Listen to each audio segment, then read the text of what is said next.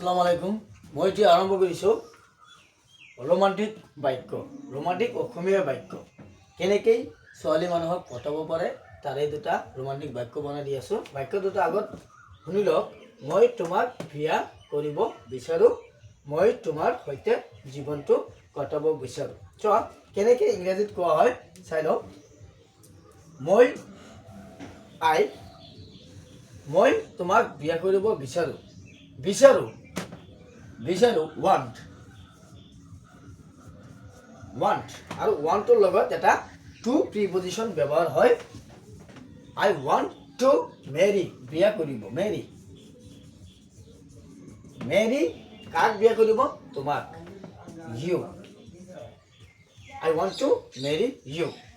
তলতটো চোৱা, মই তোমাৰ সৈতে জীৱনটো কটাব বিচাৰোঁ। I want to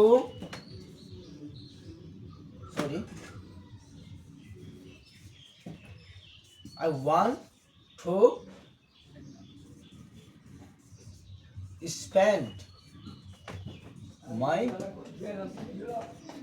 life with you। So I want to spend my life with you। মইতো আই দিছোঁ, want বিচাৰোঁ দিছোঁ, এটা প্ৰিপজিশ্যন হৈছে। তাৰপিছত আছে স্পেণ্ড কটাব বিচাৰোঁ, মানে কটাব। মাই লাইফ মোৰ জীৱনটো, হয়নে? মোৰ জীৱনটো উইথ ইউ সৈতে, কাৰ সৈতে? তোমাৰ সৈতে। আশা কৰিছোঁ বুজি পাইছে। এনেকেই ছোৱালী মানুহক ইংৰাজী ভাষাৰে কওক। I want to spend my life without you।